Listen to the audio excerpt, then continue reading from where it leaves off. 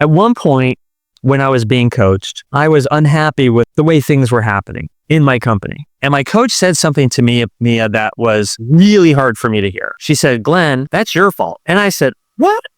How could that be my fault? I gave everybody instructions on what to do, and we had meetings about it and blah, blah, blah," until she helped me understand that either I hired the wrong people, or I didn't communicate well enough, or I wasn't managing the culture, I wasn't holding people accountable, I wasn't being a good leader. There was something about me that was enabling that to happen.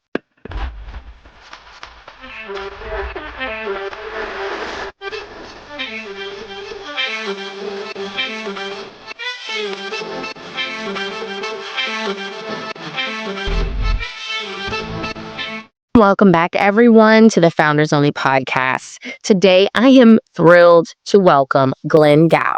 Glenn Gao is the CEO Success Coach. He was the CEO for 25 years, a venture capitalist for 5 years, and was trained by a CEO coach for 17 years. He's a Harvard MBA, a board member, and an expert in AI. Welcome, Glenn. Mia, super happy to be here. Thank you. Yes. So excited to welcome you today. So can we start with you talking about how you became the CEO Success Coach? Let's hear that story. Sure. I was lucky enough to be a CEO for 25 years. And as you mentioned in your introduction, I had a coach for 17 of those years. And I grew tremendously. This is why I had a coach. I just kept getting better and better and better. And then I was fortunate again to be recruited into venture capital. Once I was recruited into venture capital, I was asked to begin working with the CEOs of our portfolio companies. So I started coaching them, and I fell in love with that work. I recognized that my combination of having run a business and having been coached for 17 years gave me a skill set that was really valuable for the CEOs of our startup companies. I was getting enormously positive feedback. I was watching them change and do things they wouldn't have done without coaching. And I recognized that's where I get my pleasure in life, is helping others do something that they wouldn't have done without the coaching they get from me. Yes. When was that? When you were a venture capitalist? That was 2016 to 2021, a 5-year period. And so I started coaching in 2016. And then in 2021, I began doing this full-time, just coaching CEOs. Right. Were you working in the portfolio companies? Were they global companies or mostly national companies? They were all global companies. Okay. They were all somewhere Series A and up, which is my specialty. Yep. And I got to learn, which is a theme we'll talk about today. I got to learn from these CEOs about the challenges they were going through and the best practices to help them address those challenges. And we began addressing or applying those best practices to them and watching them actually grow themselves, which is very, very fulfilling. And while you were a venture capitalist or working with the venture capitalist firm, were you working in a specific set of industries? Did they specialize in a certain type of business? No, surprisingly, it was technology. But that's universally true nowadays. And they were addressing different markets with different technologies.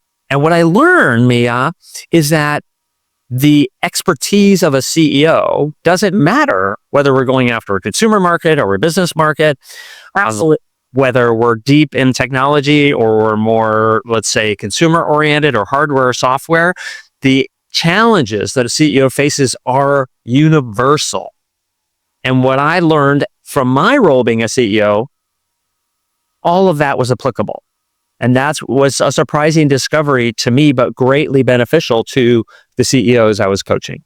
Okay, so now let's go way back. So who was Glenn as a child? Where are you from? What did your parents do? Were you entrepreneurial at a young age? I had a wonderful childhood, very, very loving parents, grew up in the Northeast and then moved to Florida when I was younger.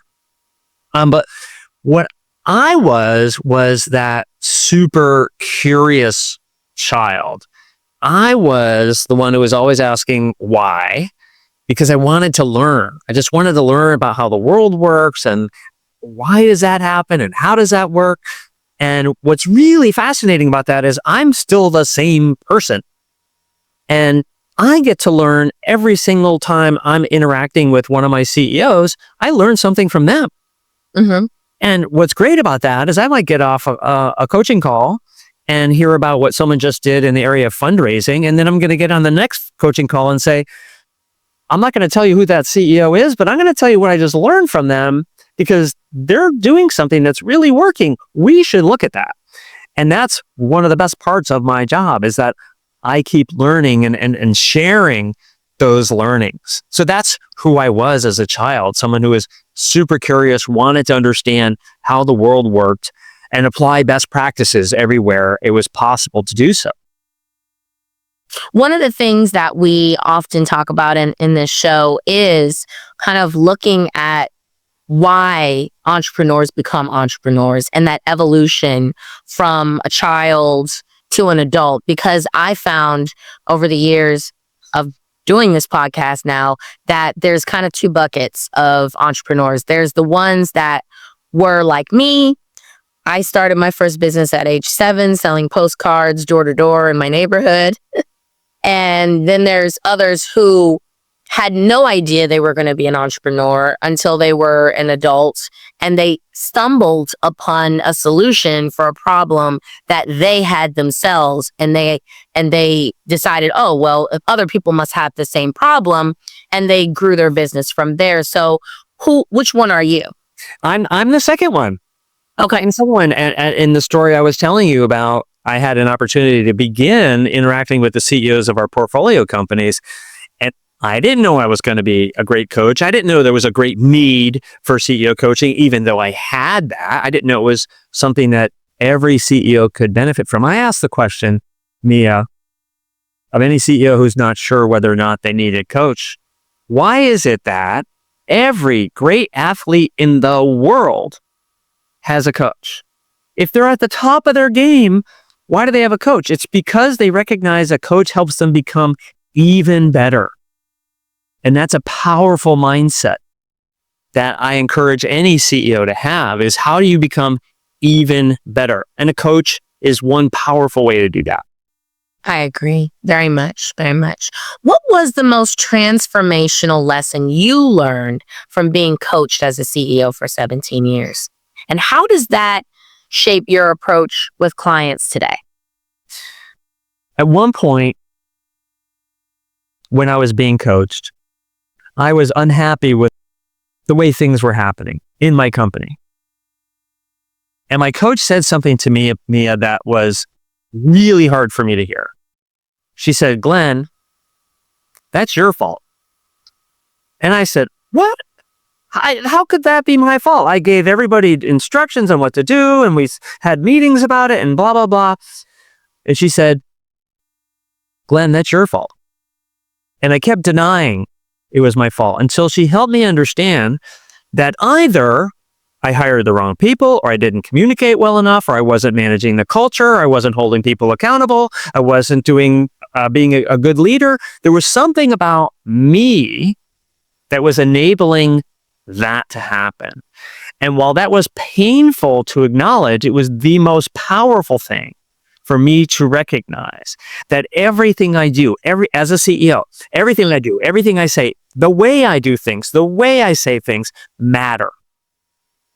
And it creates behavior, either the right behavior or the wrong behavior, but it emanates from me. And while it was painful at first, it became extraordinarily powerful later when I recognized I ultimately am responsible for everything. So I had to think about everything I was doing, how I was communicating it, whether or not I was holding people accountable, how I was holding them accountable. And it transformed me as a leader. And so I point this out to the CEOs I'm coaching. Sometimes they don't want to hear that they're at fault, but they recognize the truth in that statement. That's very transformational for me. I think that is potentially, and we're going to talk about this later, but I think that that's one of the characteristics of a great CEO is that self-awareness, acknowledging and accepting full responsibility and accountability for running for everything running smoothly, and moving forward.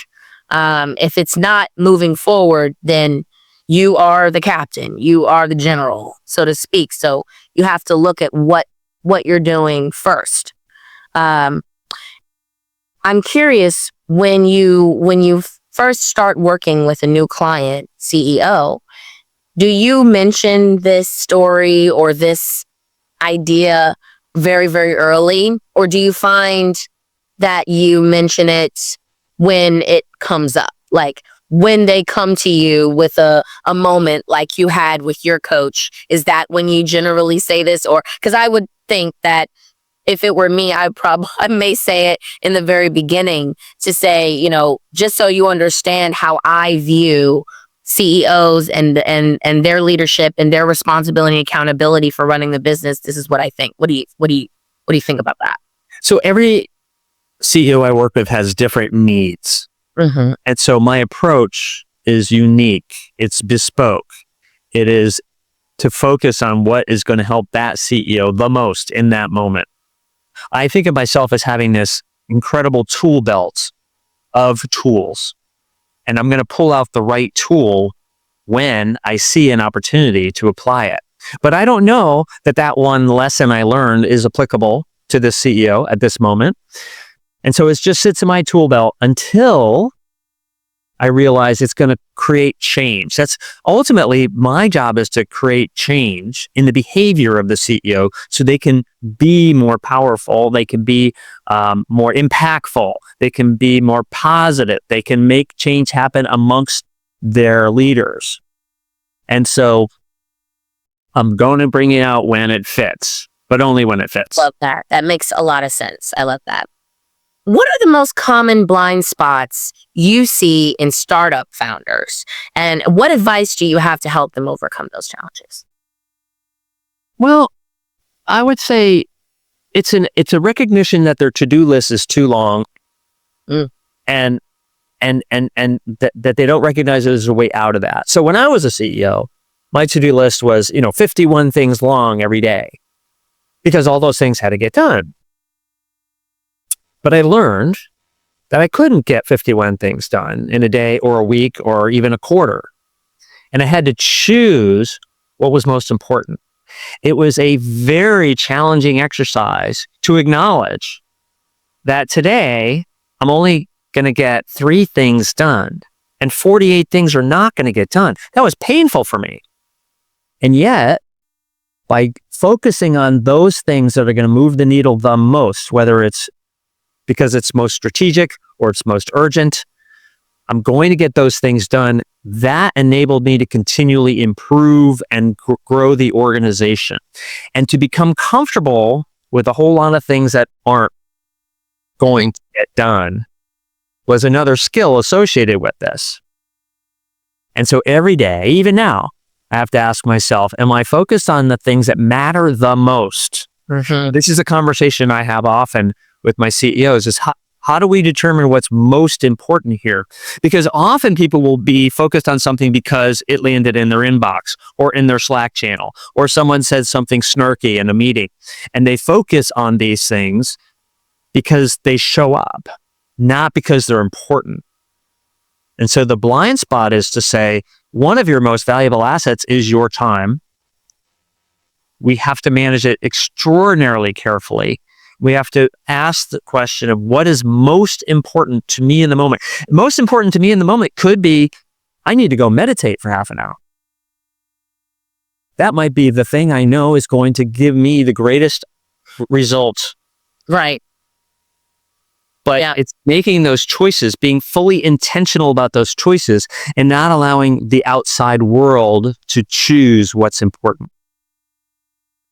So prioritizing your time and leveraging your time, would you say that was... Well, yes, and okay, so the leveraging part is all about delegation. One of the things I do with my CEOs is I say, I want you to become the world's greatest delegator. And we're going to work on that. And it's going to take time, because in order for you to become the world's greatest delegator, you have to have a great team reporting to you. You can't delegate to people who can't get the work done. But if ultimately what we're trying to do is get you, the CEO, to focus on what's most important and where you can move the needle, then you have to have a great team.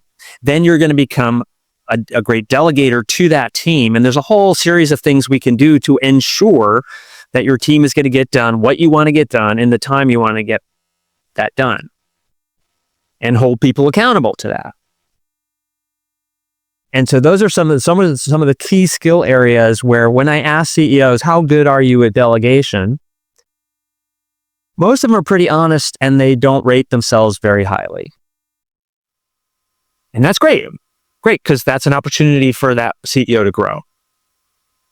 Definitely agree. After talking to so many founders at different levels of experience, what do you think are some essential daily habits for a CEO? And I'm thinking more of morning routine, night routine. Do you have any perspective on that? I do. So I look at the way things start is, first you have to take care of yourself. Then you have to take care of your team. Then you go to work on the things that are most important outside of that. So by taking care of yourself, part of the work I do with my CEOs is we determine what's important to you. Tell me about work-life balance and where does that fit in? Tell me about spending time with your family. Tell me how many friends you have and whether or not you're spending time with those friends. When's the last time you took a vacation? Do you exercise? Do you meditate? What's your nutrition look like? What does it feel like when you start the day? Are you feeling down or are you feeling inspired? And so taking care of yourself is the first order of the day. You might do it in the middle of the day. You might work out in the afternoon. That's fine, but having a plan for that needs to be done either the night before or in the morning.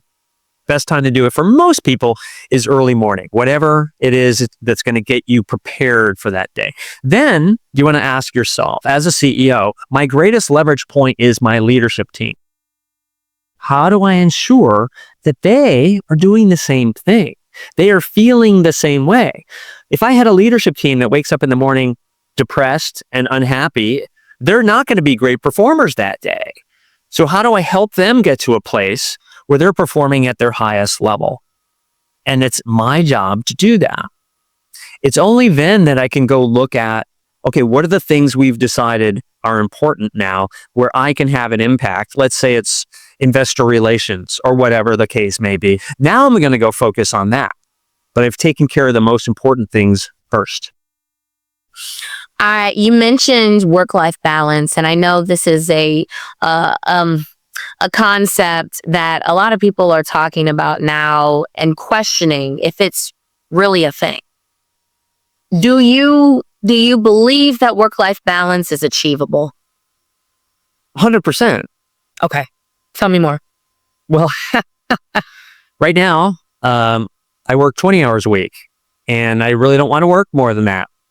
And I make more than I have before, and I am enjoying my job more than I was before, and I work less. So there's just me as one example. But for anybody who is a CEO, the question is, what is it that you're looking to get out of this role long term?